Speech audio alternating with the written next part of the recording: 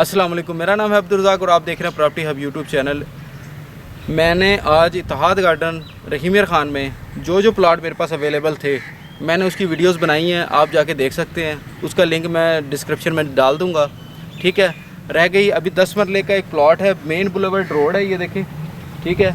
इस पर मैं लेके आया हूँ 10 मरले का प्लॉट जो कंपनी के पास अवेलेबल नहीं है। बहुत अच्छे प्राइस में आपको मिलेंगे। चलें आपको इसका रिव्यू देते हैं जी। ये देखें, ये मेन बुलेवर्ड रोड है और ये देखें इस तरफ ये सी ब्लॉक है, ठीक है।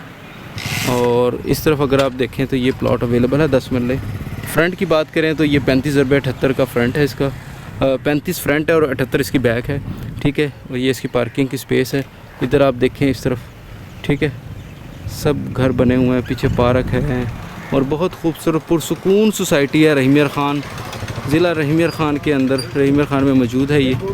इसकी डिमांड की बात करें तो 1 करोड़ 10 मरले की 1 करोड़ ये डिमांड नेगोशिएबल है। जो इंटरेस्टेड हो रब्ता करें। मिलते हैं नेक्स्ट वीडियो में, जब तक के लिए अपना और अपने साथ वालों का ख्याल रखें। अल्लाह हाफिज़।